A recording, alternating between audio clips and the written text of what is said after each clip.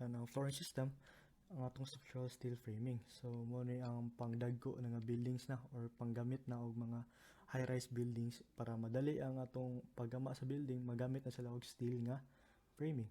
So steel girders, beams, and columns are used to construct a skeleton frame for structures ranging in size from 1 story to skyscrapers. So ang magamit mo gud tao nga ni steel, mas dali gyud siya kay igo ra man i-fabricate ni ang mga fabrication naman dili na ka mag-cure, dili na ka ngumor pasagdan pa nimong dugay nga panahon para mo attain ang concrete nga strength sa concrete. So nakay pila ka days man na moabot og 14 to 21 days mga imong i-leave ang concrete ana kay para ma-attain yang strength niya kay ang lagi ang concrete kung bag-o pa na siya nga nabuhusan o bag-o pa siya nga nahuman o butang sa porma, dili man na siya nga mugahi pa man na unya slowly mo attain pa na sa kanang pure strength pa to niya. So na kay murag 7 to 28 days pa rin na 28 days and usually mo attain ang kanang concrete ang strength gyud sa atong concrete or sa atong beams or columns. So pero whereas ang steel framing ditso gyud na siya pwede ra ditso gani or pwede pa pasagdan na poy murag pila lang ka days but much lesser sa atong concrete. So ang structural steel framing kay there are 3 beam systems sa atong structural steel framing. So first ang one-way beam system, ang two-way beam system ug ang triple beam system. So now for our one-way beam systems, each pair of external columns supports a long spanning beam or girder. So basically kung moingon kag external column mo na gini ang column nga naa sa imong perimeter sa imong building or edge sa imong house. So wala na gyoy murag kanang wala na beam dire or murag kato mo na edge sa imong house. So wala na kay gi-eliminate nimo ang murag column dire sa tunga or unsa pa. So this is suitable for long narrow buildings especially when a column free space is desired. Unya ang iyang lateral load mechanism are required in both directions but critical siya sa short direction. So kato para po concept sa one-way beam systems, one-way beam kanang concrete slab bitaw nga murag ang kuntay mo ni ang deck niya nga nang puruma murag padong dira gyapon ang forces sa atong mga beams. So again, ang problema lang ani one-way beam system tungod kay ang niarsa kay kini lang siya medyo taas-taas ang atong depth sa atong I-beam. So if mo na yung atong beam, I-beam man kasagaran kung steel na medyo higher ang iyang depth. So bigger na siya. Whereas ang atong two-way beam system na siya framing beams or kini nga beam. Diba? Kini siya nga beam. So kung sa una, kini lang siya, kini nga beam ang ni-exist, then kini. Diba? So na dapat ni nga column dire. Karon na ani nga framing beam and ning add pa jud to additional beams kini sila. So this would make the depth of the I-beam or the primary beam to be way lesser than ang one-way beam system. So para gyapon ang paagi niya nga one-way mura gyapon sa one-way beam system, one-way nga distribution sa load gyapon nga mura adto gyapon sa short direction. And pero mas ang span range niya kay mas taas na sa 20 feet to 32 feet or 6 to 10 meters. Then ang spacing sa beam niya kay kining nga spacing kay naa sa 1.8 to 4.5 meters and depending on the size load. So ang span mo man yung span na to no. Ang span niya ta kay 6 to 10 meters na. Pero kung atong gamiton kay ang triple beam system whereas naa na jud si kanang kung mao na itong girder, so ang girder kay mao na ang murag bigger beams or ang beams nga mag support to support or ang column to column gid nga beams. Ang atong primary beams ani kay mao naman ni, di ba? Mao ni siya ang gisakyan. Ang atong primary beams ani kini siya nanay secondary beams, so murag triple mo na yung musabot nga triple beam system. So, kunya na po spanning beams siya sa ubos. So murag nga na. So bikan sa girder nanay primary beam kana mo na sa short direction and then gisundan pa jud sa secondary beams nga gisunod-sunod ana. Gi-weld siya or gi-bolt ana. Yeah. So next we would be talking about the structural steel beams. So sa structural steel beams lang kung magamit na taw mga beams, the general objective para ana kay para mogamit ta sa lightest steel section and that will resist the bending and shear forces with allowable limits of stress and without excessive deflection for the intended use. So dapat yun nga kung mag-design ta og steel beams punpuhon na to, dapat nga dili ta kwanta economical ta unya mo gamit ta og value engineering jud nga dili ta magpataka lang og butang bitaw nga dako lang ang depth nato at dapat yun nato na i-solve, dili ta magkwanta standards. So dapat nga mo deflect pud siya, dili medyo rigid, dapat mo deflect pud siya gamay kana murag resist siya og ay pwede siya mo kana resist og deflection pero dili pod ingon nga molapas og sa tarong nga standard. So rule of thumb para sa mo estimate og depth ani kay span over 20 kung beams, and kung girders na gyud mismo siya span over 15. Again, girders are katong support lang nga murag primary support jud niya or katong murag beam column to column na jud bitaw nga mo span ang atong beam ana mo na ang girders or ang much bigger na siya sa beams nato. And ang width ana niya dapat kay 1/3 to 1/2 sa depth. Okay, so there are various shapes sa atong structural steel beams, and usually these mo lang ni ang mga porma dyan niya, ang S shape, W shape, C shape, and structural tubing. I know S shape siya pero porma sa ay usually nga ni gid ang porma sa atong mga steel beams. Tawagon na sa mga form or sa mga kanang dili yun engineering I-beams pero sa mga layman's term I-beams yun, pero dapat kita as engineers kibaw ta nganong unsa jud angay nga tawag niya. So S shape na siya kung porma niya kay murag slightly kanang smaller ang iyang flange kaysa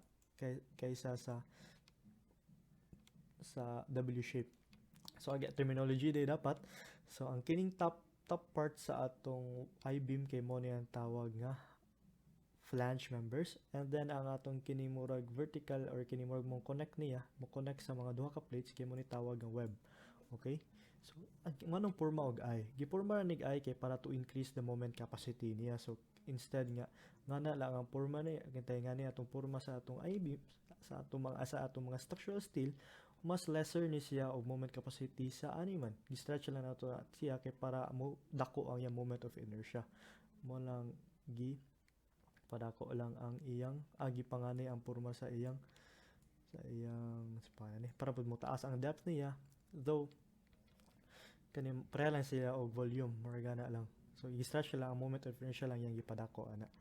So again, ang S shape kay slightly smaller ang iyang ang katason sa iyang flange kaysa sa W shape. So mo ni ang most common type yun, ang W shape yun ang tigamit nato.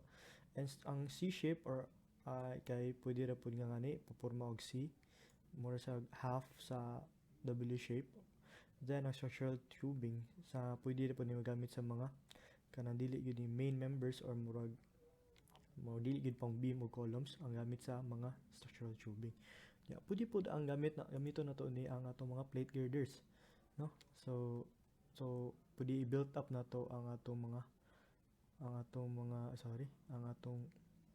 building. So mogamit ta o mga C-shape, mga angle type ng mga structural steel, then atong ipakabit na atong i-weld na siya, mabutang na butang plate, then anton nga mabutang na pud ta og lain mo na tawag og plate girders o mga built up mga ni ang porma niya na ni cover plate, yung mga stiffener angles niya butang niya para mo stiffen ang beam kay para pod nga mo resist gyapon siya og moment better. So at least nga na mo idea lang ani sa structural steel, no? Kaya sa steel design dili pud mo nga murag maihas, at least nga na mo idea. Then next is ang atong hisgutan na mga connections niya, type of connections sa atong structural steel. So sa structural steel na to kinatay moment connections, mga shear connections o semi-rigid connections. Ang moment connections lang atong bantayan lang niya kay welded siya all around. Mo ni ang typical nga mga moment connections. So mo resist siya o moment, then connected usually by means of plates welded or bolted to the flanges and the supporting column. So mura siya nga naadud siya connection all around unya grabe ang pagbutang niya. So na siya shear stab, mga welded, mga action seat angle, mga stiffener plates na siya. So ato tanawa lang ni po ninyo sa nasa libro po ni siya nga atong gi pangtan-aw para namo yung better understanding sa moment connections. So pero sa shear connections igo lang siya nga murag hapit gi-bolt lang siya. Dili gyud connected by welding or bolting the web of a beam to the supporting column or girder with two angles or a single tab plate. So mura ra siya nga parang ang resist ra jud ani kay gi-resist la siya og shear. So shear meaning kanang kuan lang kanang murag lateral loads lang dili gyud ingon nga moments. Okay, so free siya mo rotate under gravity loads. So pwede ra siya nga mo liko-liko. So murag dili para ani nga welded yun. So murag mas rigid ni siya kaysa ani simple frame. So next is the semi-rigid frame. So mas better looking ni siya. Then kana pwede pud siya mo resist sa gamay o moment pero dili pud kaayo pareha sa rigid frame. Okay. So pero usually ang atong tigamit man gyud kay kining ngani lang ang shear connections nga pwede ra siya nga mo dili siya mo resist kaayo sa dili jud siya mo resist og moment. So igo rang shear kay shear. Okay, karon ang sa structural steel framing na po'y other steel beam systems. So ang open joist, these are lightweights and shop fabricated steel members having a truss web. So meaning shop fabricated, ki-fabricate ni siya daan nga puro og truss kini siya. I-fabricate ni daan sa gawas or mura siya nga precasted na kung concrete pa ni siya. So makita nato nga naa sa mga ang floor deck niya mo ni siya ang mupatong na to ani. So pwede na siya metal decking with concrete, pwede siya precast nga planks or pwede pud gani mga plywoods nga panels. So usually ani gi-support ni siya og bearing wall or pwede ra pud siya og i-support na pud dayon og steel beams as makita sa pictures or pwede gani pud nga mga concrete or unsay ganahan ninyo. Pero kana lagi i-design po na nato og tarong of course. So usually ang spans na to ana kay ang spans na to ani kay naa ni siya mga 600 mm to 3 meters ang spans depending sa kuan pod unsa ang mga loads nga gipatong, and then ang atong joint span sa atong mga ang kini siya nga span kay usually kuan na siya 24 times the joist depth. So ang depth ani 24 times mo na pwede nga span na to ani. So example kung naa ni sa mga 300 nga span, so times 24 naa sa mga 7 to 8 meters pwede na siya na. So mo na ang usually kung atong gamiton na to kay open web joist framing. So again for system na siya, so ipatong na to ang mga deck slabs na to ana. So for the metal decking mo ni ang murag sa makita nako diri sa Bohol mo na ang hapit na sige gamiton na to no kay murag less formwork, dali ra pod nga dili na tangtangon ng formworks, mas better ang metal decking karon. Mo ni ang uso karon kung nga tigamit sa mga balay or gani sa mga establishment ng commercial nga buildings. So these are corrugated to increase its stiffness and spanning capability. So corrugated meaning mura siya og wavy siya or murag zigzag. Then floor deck serves as a working platform during construction and as formwork for a site cast concrete slab. So mean to say pwede ra sila as nasa picture no, pwede ari na magmasa makaarsa ra ang formwork instead para kung kitay adtong plywood nga murag kailangan gyud nga manigurado ka kung makadaog ba nimo ang plywood nga formwork kung gamito na like tong gamito sa mga concrete bitaw nga slab formwork ana kay plywood raman or kanang hadlok man to nga murag ito patong-patungan pero kining steel decking murag way problema, murag way kulba bitaw nga imong patungan ang floor deck niya ang adto ka magtrabaho or adto ka mo i-serve ni mas working platform niya. So these are secured by welds or shear studs, and also for the rule of thumb lang ang overall depth niya kay span over 24, so kasagaran ang slab ani kay naapod sa 50 inches ang minimum niya. Then ang iyang mga bearing angles na po'y murag mupugong pud ana kay para limpyo or para murag mo bolt siya sa atong masonry wall. And mo consult jud pud ta sa mga manufacturer ani kung sa mga patterns, sa mga widths, lengths, gauges na to, gauge finishes and allowable spans. Dapat nga mo consult ta, mo tuol ta sa mo tan-aw ta og unsay gibutang nga more recommended nga para ana nga steel deck kay sila may nagama na gud kibaw sila sa grado sa steel ang gigamit, unsa pa na yung mga ngano nga ngana lang pattern, unsa nga angay nga width ana, unsa nga span ana, naa gyud na tanan pod sa atong sa klase og unsa nga type sa atong metal deck nga gipalit. So there are the major types of a steel deck are kining form decking, composite decking, or cellular decking. Ang atong form decking, this would serve as a permanent formwork for a reinforced concrete slab until the slab can support itself and its live load. So kasagaran ni kay muspan ni siya o kintahay 50 mm ang atong form decking, muspan na ni 3 meters, 3.5 meters gani. So for composite decking, this serves as a tensile reinforcement for the concrete slab to which it is bonded with embossed rib patterns. So makita na to no, ang atong rib patterns mo ni siya. Ang mura ang forma niya kay ngani na makita na to sa atong figures pod nga na atong forma pod sa atong sa atong mga patterns. Then kini embossed naman, so mas stronger ni siya kaysa form decking. Usually kini form decking kay mura ra man ni nga concrete form gani, so pwede ra nga dili tangtangon. So whereas ang atong cellular decking, these are manufactured by welding a corrugated sheet to a flat steel sheet, forming a series of spaces or raceways for electrical and communication wiring. So nasa mura gap sa ubos nga pwede po na gamiton o wiring. So ngani ang porma po sa cellular steel decking. So again, muspan na po din siya o mas taas-taas kaysa composite decking. So mas stronger ang steel nga siya gamit ani o mas stronger po ang bond niya kay gani giputol-putol na o mura na butang ang flat plate jud sa ubos kini siya na flat plate. So mura pwede ni nga ang ceiling nimo ani kay nindot na, di ba? Pwede na nga di na itanaw nimo sa taas dili na murag corrugated ang porma na, so murag clean na po. Light gauge steel joists, these are manufactured by cold forming sheet or strip steel, so mga nigpis na kay mga steel no, and this can be easily cut and assembled with simple tools into a floor structure that is lightweight, non-combustible, and damp proof. So ang rule of thumb ani kay ang depth nato sa atong joist kay span over 20. And ang nominal depth kasagaran na ani kay nasa mga 6 inches, mga 8 inches, so 12 inches. So ato lang pong tanawon, so gamay-gamay gud ang span nga makuha ra niya. Kay again, ang atong spacing po ana kay more, much lesser kay cold form light kanang cold form steel na magod nigpis ra kayo siya. So mao na nga mura na siya mahog kung mura kahoy gini siya bitaw nga pagka arrange mura siya wood joist pod siya.